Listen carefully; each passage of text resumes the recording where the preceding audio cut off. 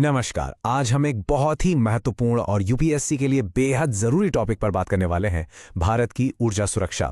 इसे समझने के लिए हम एक काल्पनिक लेकिन बिल्कुल वास्तविक जैसे लगने वाले सिनेरियो को देखेंगे। सोचिए, इस साल है 2026 और दुनिया में एक ऐसा संकट खड़ा होता है जो सीधे सीधे भारत की एनर्जी स्टेबिलिटी पर सवाल उठा देता है। चलिए इस पूरी केस स्टडी को परत दर परत समझते हैं। हम अपनी बात की शुरुआत इस चौंकाने वाली हेडलाइन से करते हैं। सोचिए, तारीख है 6 मार्च 2026 और ये खबर आती है, स्ट्रेट ऑफ हॉर्मुज, वो पतला सा समुद्री रास्ता जहां से हमारी एनर्जी की लाइफलाइन गुजरती है, वहां अगर कोई संघर्ष होता है तो भारत की ऊर्जा स्थिरता एक बहुत बड़े रणनीतिक जोखिम में बदल जाती है। और जानते हैं, ऐसी घटनाएं ही किसी भी देश की असली परीक्षा लेती हैं कि वो कितने तैयार हैं। तो आज की हमारी चर्चा का रोड मैप क्या है? सबसे पहले हम 2026 के उस एनर्जी शॉक को एक केस स्टडी की तरह देखेंगे। फिर हम भारत की असली कमजोरी यानी हमारी कोर वल्नरेबिलिटी को समझेंगे। उसके बाद हम 4 सबसे बड़े रणनीतिक खतरों का विश्लेषण करेंगे और फिर प्रीलिम्स के एक सवाल को सॉल्व करेंगे। आखिर में हम आगे बढ़ने के लिए 2 ठोस कदमों पर बात करेंगे और देखेंगे कि भारत कैसे एनर्जी सिक्योरिटी से एनर्जी इंडिपेंडेंस की तरफ बढ़ सकता है। ये स्ट्रक्चर बिल्कुल वैसा ही है जैसा आप अपने मेंस के जवाब में लिखते हैं। पहले समस्या, फिर उसका विश्लेषण और फिर समाधान। तो चलिए पहले हिस्से से शुरू करते हैं 2026 का एनर्जी शॉक। इस खास संकट को समझना इसलिए जरूरी है क्योंकि यही वो चाबी है जिससे भारत की ऊर्जा सुरक्षा की पूरी समस्या का ताला खुलता है। यह हमें बताता है कि कैसे हजारों किलोमीटर दूर हो रहा एक संघर्ष हमारे घर की अर्थव्यवस्था को हिला सकता है। अब जरा इस टाइमलाइन पर गौर कीजिए और देखिए कि चीजें कितनी तेजी से बिगड़ती हैं। मार्च 2026 की शुरुआत में मिडिल ईस्ट में तनाव बढ़ता है और स्ट्रेट ऑफ होर्मुज ब्लॉक हो जाता है। सिर्फ कुछ ही दिनों में 5 मार्च को कच्चे तेल की कीमतें आसमान छूने लगती हैं। भारत के लिए तेल की कीमत $69 से सीधे $85.4 प्रति बैरल पहुंच जाती है।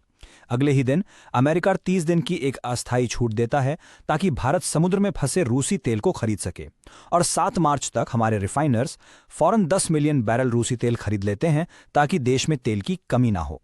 यह दिखाता है कि ऐसे संकट में कितनी तेजी से फैसले लेने पड़ते हैं। तो अब सवाल ये उठता है कि ये संकट इतना बड़ा बना ही क्यों?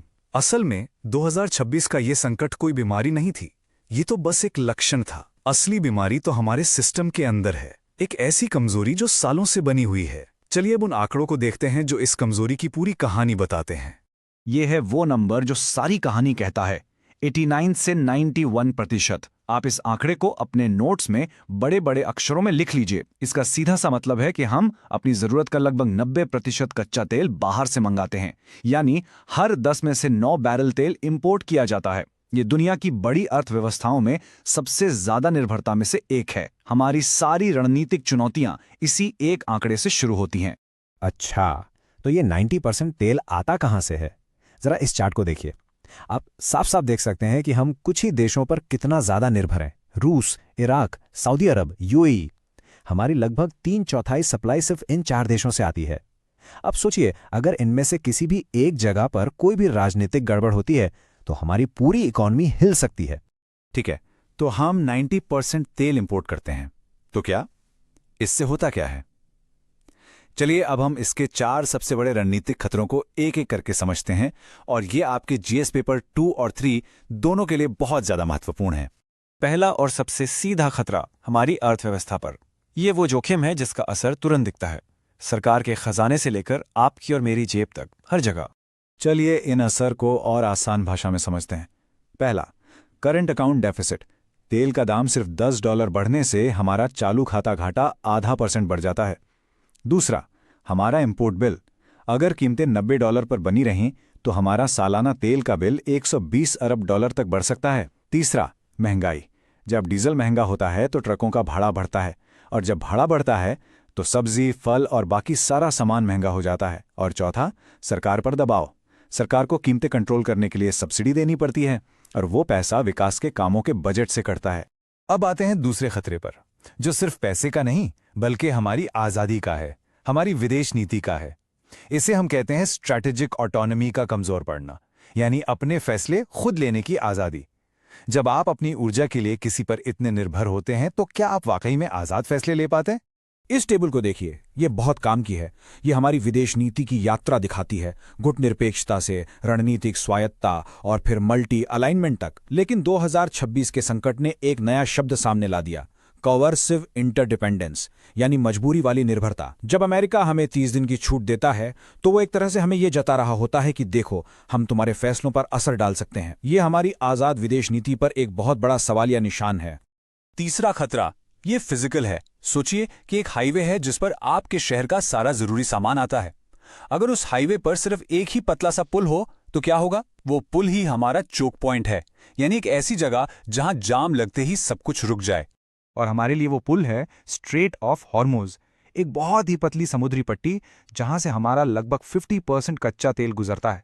अगर वो रास्ता किसी भी वजह से बंद हो जाए तो हमारी आधी एनर्जी सप्लाई ठप हो जाएगी और हमारे पास जो इमरजेंसी के लिए तेल का भंडार है, जिसे हम स्ट्रेटेजिक पेट्रोलियम रिजर्व्स कहते हैं, वो भी बस 40 से 45 दिन ही चलेगा। मतलब हम एक बहुत ही पतले धागे से लटके हुए हैं। और यही सिर्फ तेल की बात नहीं, एलएनजी की सप्लाई पर भी असर पड़ता है।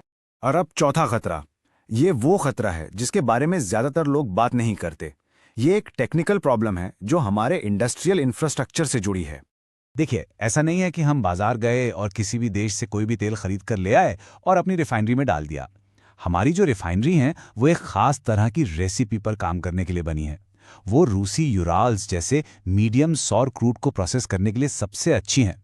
अगर हमें अचानक से अमेरिकी लाइट स्वीट क्रूड पर शिफ्ट होना पड़े तो हमें अपनी रिफाइनरी की पूरी सेटिंग बदलनी होगी, जिसमें बहुत समय और पैसा लगता है। तो तेल का सोर्स बदलना सिर्फ एक फोन कॉल करने जितना आसान नहीं है, ये एक बड़ी टेक्निकल चुनौती भी है। चलिए, काफी थ्योरी हो गई। अब देखते हैं कि इस नॉलेज को हम असल में इस्तेमाल कैसे कर सकते हैं। यूपीएससी प्रीलिम्स में ऐसी ही कॉन्सेप्ट्स पर सवाल आते हैं। इस समस्या का लॉन्ग टर्म सोल्यूशन है ग्रीन हाइड्रोजन जैसी टेक्नोलॉजी। तो ये सवाल उसी से जुड़े एक बहुत ही महत्वपूर्ण सरकारी कार्यक्रम साइट प्रोग्राम पर है। चलिए देखते हैं। सवाल को ध्यान से पढ़िए। साइट प्रोग्राम के बारे में 3 स्टेटमेंट दिए गए हैं। पहला कहता है कि इसका मकसद ग्रीन हाइड्रोजन की सामूहिक खरीद को बढ़ावा देना है। दूसरा कहता है कि सेसी इसकी नोडल एजेंसी है। और तीसरा कहता है कि इसमें मिलने वाली सब्सिडी हर साल बढ़ती है। आप चाहें तो वीडियो को यहीं पॉज करके आराम से सोचिए और अपना जवाब तय कीजिए। ओके, उम्मीद है आपने अपना जवाब सोच लिया होगा। चलिए अब इसे मिलकर सॉल्व करते हैं। स्टेटमेंट 1 बिल्कुल सही है। साइट का मतलब ही है डिमांड को इकट्ठा करके खरीदना। स्टेटमेंट 2 ये भी बिल्कुल सही है। Solar energy corporation of India यानी सीसीआई ही इसकी नोडल एजेंसी है। अब आता है सबसे ट्रिकी पार्ट। स्टेटमेंट 3 ये कहता है कि सब्सिडी हर साल बढ़ेगी। नहीं, ये गलत है। असल में सब्सिडी हर साल थोड़ी थोड़ी कम होगी ताकि कंपनियां आत्मनिर्भर बने। तो हमारा सही जवाब हुआ ए 1 और 2 ओनली। तो हमने समस्या देख ली, उसके खतरे समझ लिए, एक सवाल भी हल कर लिया। अब सबसे जरूरी हिस्सा, इसका समाधान क्या है? जैसा कि हम मेंस के आंसर के आखिर में लिखते हैं, वे फॉरवर्ड क्या है? चलिए 2 ठोस कदमों की बात करते हैं जो भारत को उठाने ही होंगे। हमारी रणनीति 2 लेवल पर काम करेगी, एक शॉर्ट टर्म प्लान और एक लॉन्ग टर्म विजन। पहला कदम, हमें तुरंत अपने तेल के सोर्स बढ़ाने होंगे, यानी डाइवर्सिफाई करना होगा। और दूसरा कदम, हमें इस पूरी निर्भरता को ही जड़ से खत्म करने के लिए एक ढांचागत बदलाव यानी एक स्ट्रक्चरल ट्रांजिशन लाना होगा। पहले कदम यानी डाइवर्सिफिकेशन की बात करें तो ब्राजील एक शानदार उदाहरण है। हमें मिडिल ईस्ट जैसे अस्थिर इलाकों से अपनी निर्भरता कम करके ब्राजील जैसे स्थिर और भौगोलिक रूप से दूर के देशों के साथ मजबूत पार्टनरशिप्स करनी होगी। और ये सिर्फ तेल के लिए नहीं है। ब्राजील बायोफ्यूल्स, खासकर इथेनॉल में दुनिया का लीडर है और ग्लोबल बायोफ्यूल्स अलायंस में हमारा एक महत्वपूर्ण पार्टनर भी है। और अब दूसरा कदम, जो कि हमारा असली लॉन्ग टर्म गेम चेंजर है, ट्रांजिशन। इसका मतलब है अपनी एनर्जी की बुनियाद ही बदल देना। हम कब तक इंपोर्टेड पेट्रोल डीजल पर चलेंगे? हमें घर में बनी हुई क्लीन एनर्जी यानी रिन्यूएबल एनर्जी पर शिफ्ट होना होगा। और यहीं पर आता है हमारा नेशनल ग्रीन हाइड्रोजन मिशन। ये भारत का चांद पर जाने जैसा मिशन है जो हमें एनर्जी के मामले में सही मायने में आत्मनिर्भर बनाएगा। तो आखिर में हम इस पूरी चर्चा को समेटते हैं। ये सिर्फ एक संकट से बचने की कहानी नहीं है, ये असल में एक बहुत बड़ा मौका है भारत के एनर्जी भविष्य को एक नई शक्ल देने का। ये कोड पूरी बात का सार है। हमारा लक्ष्य अब सिर्फ एक एनर्जी खरीदने वाला देश बने रहना नहीं है, हमें भविष्य के एनर्जी मार्केट को डिजाइन करने वाला एक स्ट्रेटेजिक आर्किटेक्ट बनना है। सोचिए, वो भारत जो आज तेल खरीदता है, कल दुनिया के एनर्जी सिस्टम को आकार दे सकता है। और इसी सोच के साथ मैं आपके लिए एक सवाल छोड़ जाता हूं। क्या भारत, जो आज दुनिया के सबसे बड़े ऊर्जा आयातकों में से एक है, कल दुनिया का एक बड़ा ऊर्जा निर्यातक बन सकता है? इस सवाल पर जरूर सोचिएगा। धन्यवाद।